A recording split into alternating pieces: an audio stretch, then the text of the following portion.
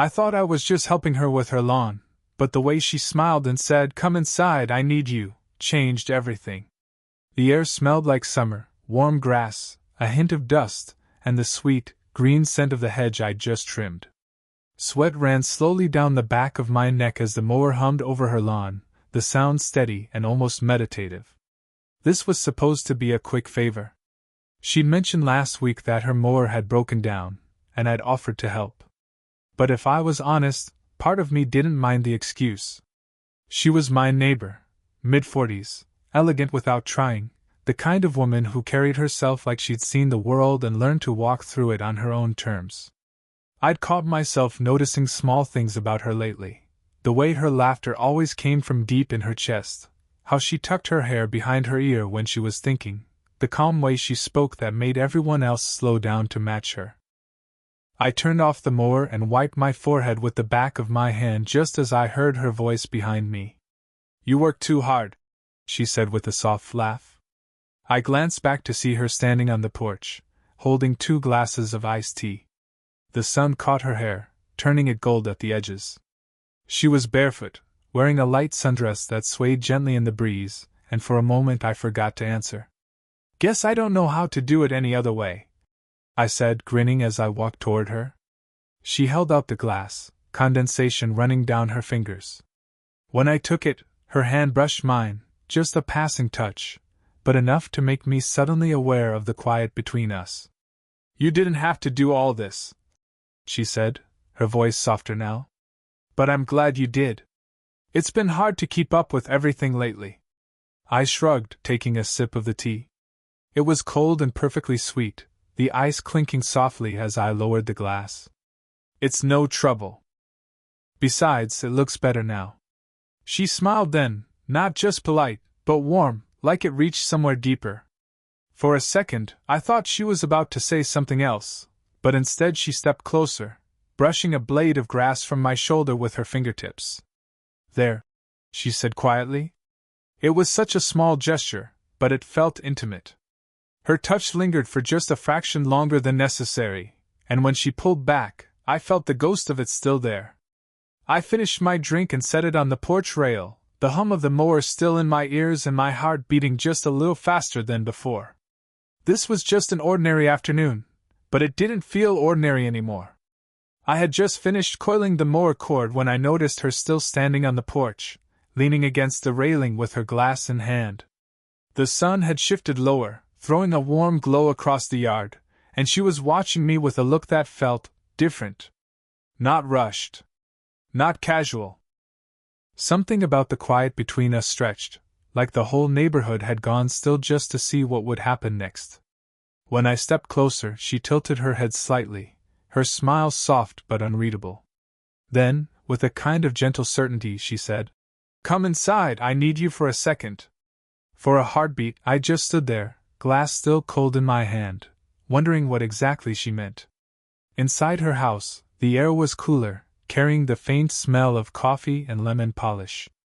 The hum of the air conditioner was soft, almost soothing, and my boots sounded too loud on the hardwood floor. It wasn't the first time I'd been inside. I'd helped her with groceries a few times, but something about this felt different. She led me toward the back room where a large potted plant sat by the window. "I've been meaning to move this closer to the corner, but it's too heavy for me," she said, brushing a loose strand of hair from her face. I nodded, glad to have something simple to do with my hands. I lifted the pot carefully, feeling the rough ceramic against my palms, and shifted it to where she pointed. "Perfect," she said softly. When I straightened up, she was closer than I expected, just a couple of feet away. The light from the window caught her profile, softening everything, and for a second neither of us moved. She smiled again, but this one was quieter, like it belonged only to this room, this moment. "You always show up right when I need you," she said. I didn't know how to answer that. My throat felt suddenly dry, so I just nodded, a small smile tugging at the corner of my mouth. We ended up in the kitchen after that, where she poured another drink and slid it across the counter toward me. "You can sit," she said, gesturing to the stool by the island. I sat, listening to the soft clink of ice in her glass as she joined me. The house was quiet except for the faint music playing somewhere in the background, something slow and low, the kind of song you only notice when you stop talking. As she stood across from me, resting her hand lightly on the counter, I realized I was paying attention to every small thing. The way her fingers tapped absent-mindedly, the way she tilted her head when she spoke. And somewhere deep in my chest, something had shifted. The glass felt cool in my hands as I sat at her kitchen island, the condensation dampening my palms. She moved easily around the kitchen, rinsing a plate in the sink, her bare feet soundless on the tile. I couldn't help but notice how calm the house felt. No noise from a TV, no phones buzzing, no one else coming or going. It struck me that she must spend a lot of time here alone. She caught me looking around and smiled faintly, like she'd guessed my thoughts. "It's too quiet sometimes," she said softly, leaning her hip against the counter. I tilted my head. "Don't you like the quiet?" She considered the question, her fingers tracing slow circles on the edge of the countertop. "I do. But lately," she exhaled, her shoulders dropping slightly. "Lately it feels a little too quiet. The kids are gone. Work keeps me busy during the day, but evenings feel long." There was no drama in her tone, just honesty. The kind that sneaks up on you. I nodded slowly. "I know what you mean. Some nights I sit in my apartment and wonder if I should be doing something more with my time. Or if it's okay to just sit with it." She looked up at me then, really looked, her eyes softening. "It's okay," she said quietly. "But it's nice when someone's around to share it with." The words landed with a surprising weight, like she wasn't just talking about the evening. She crossed to the table and sat down, gesturing for me to join her. I did, pulling out the chair opposite hers. The afternoon light had shifted again, now spilling through the window in long golden bands that lit the kitchen in a warm glow. For a while, we just talked. Not about anything earth-shattering, work, neighbors, how the weather had been relentless lately, but it felt different. She listened to me in a way few people did, as if every word mattered. When she laughed, it was soft, and when she was quiet, it wasn't uncomfortable. At one point, she rested her chin in her hand and watched me finish a story about my younger brother's disastrous attempt at cooking last weekend. There was a look in her eyes, not pity, not amusement exactly, but something closer to affection. "You're good company," she said suddenly. I felt heat creep up my neck at how simply she said it. "You too," I managed, and it was the truth.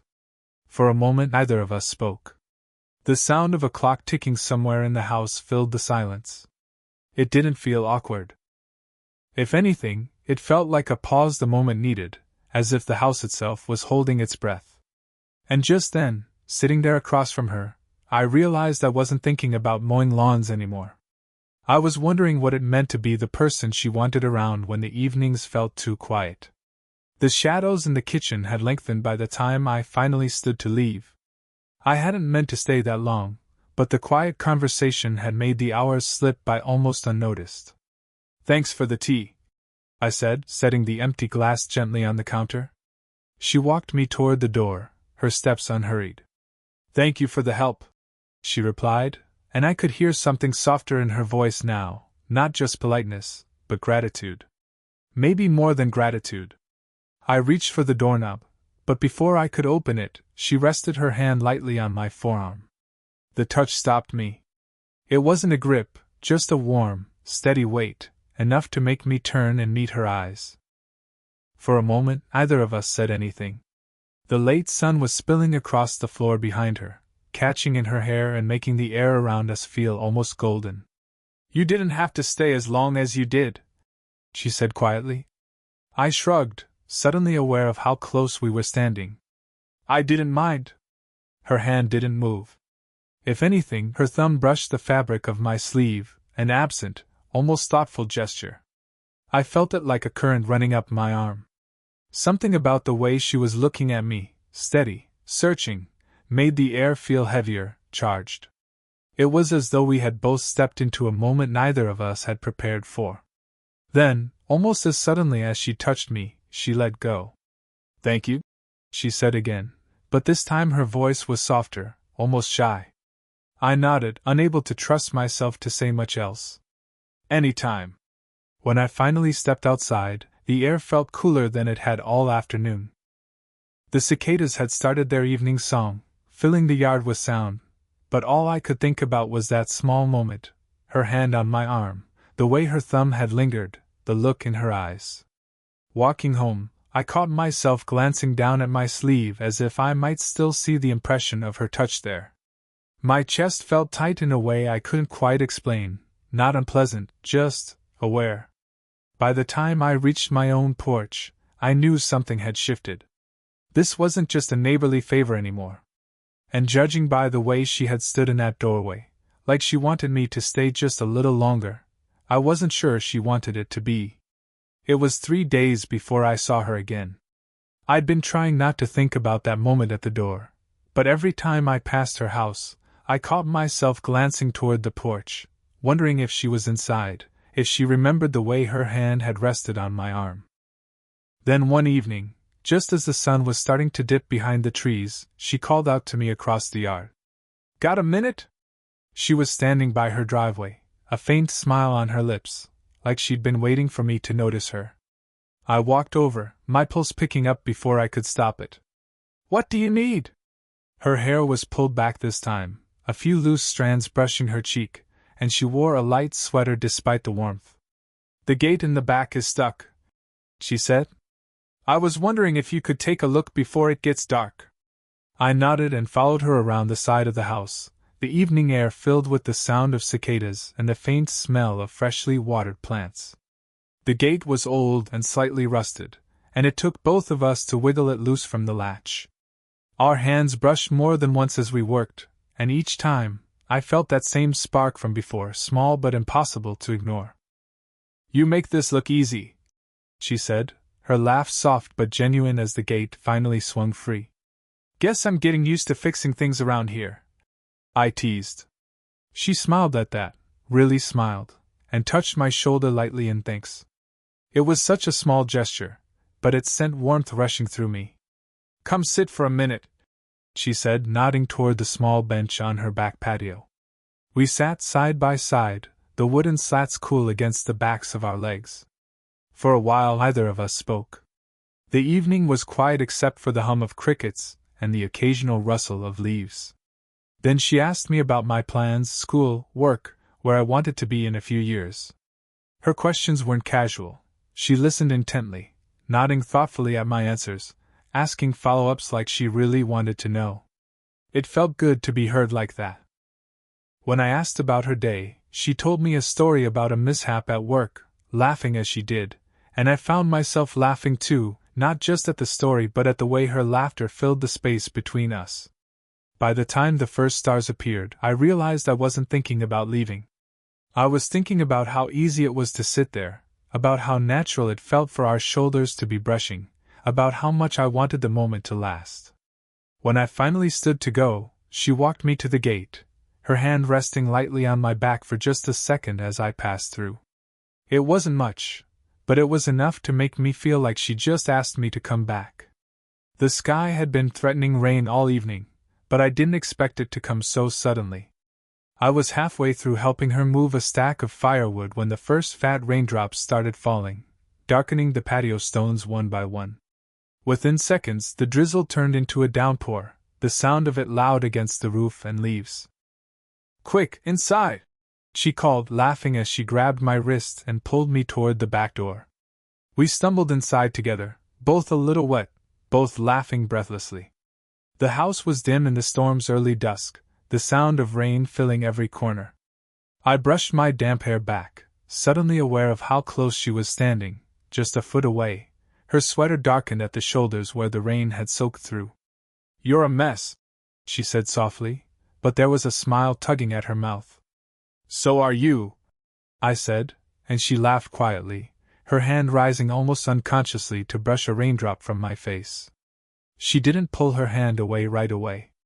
Her thumb lingered just at my cheekbone, warm against my skin, and in that moment the whole house felt impossibly still, just the patter of rain on the windows, the faint hum of the refrigerator, and my own pulse loud in my ears. I swallowed, feeling words rise before I could stop them. You know, I like being here. Her hand dropped slowly, but her eyes stayed on mine. I like when you're here, she said, her voice quiet but sure. For a second, it felt like we were both suspended in something fragile and new. The air between us felt charged, almost humming, as if the storm had moved inside with us. I wanted to tell her more, about how I'd been thinking about her since the last time we'd sat together, about how her smile lingered in my mind longer than I'd expected. But the words caught somewhere in my chest, too big and too risky to let out all at once. Instead, I just nodded, and she smiled, a small, private smile that made something in me settle. Come on, she said softly, brushing her damp hair from her face. Let's get dry. She handed me a towel from the hall closet, her fingers brushing mine as she passed it over. The simple touch sent another ripple through me, as if the house itself was holding its breath. When we sat down on the couch a few minutes later, the rain still falling outside, it felt like the world had shrunk to just this, her, me, and the soft stormlight filtering through the windows. And for the first time, I let myself wonder if maybe she felt the same way. The rain softened to a steady drizzle, a quiet percussion on the windows, as we sat side by side on her couch. The towel she'd given me was draped over the armrest now, forgotten, and the room was lit only by the soft glow of a single lamp in the corner. For a while, neither of us said anything. She curled one leg beneath her, settling in as though she wasn't in a hurry for me to leave. I could feel the warmth radiating from her shoulder where it brushed mine, just enough to make my chest feel tight in a strangely pleasant way. Finally, she exhaled softly, a sound closer to a sigh than anything else. It's nice, she said quietly, not being alone when it rains. Her words were simple, but they carried something deeper. I turned my head, and she met my eyes, a small, almost shy smile playing at the corner of her lips. I nodded. It is. For a moment, I thought about all the things I could say, that I'd been thinking about her since that first afternoon, that she'd become the best part of my week, that I wasn't just here to help with gates and heavy flower pots anymore. But instead I stayed quiet. Somehow it felt like we didn't need all the words yet. She shifted slightly, leaning closer until her head came to rest gently against my shoulder. The gesture was so simple, so quiet, but I felt it everywhere, in the stillness of my breath, in the weight of her hair brushing against my shirt, in the steady beat of my own heart. Neither of us moved for a long time. Outside, the rain slowed even more, the sound soft enough now that I could hear the ticking of the kitchen clock in the distance. She didn't pull away, and I didn't want her to. When she finally spoke again, her voice was barely above a whisper. You can stay a little longer if you want.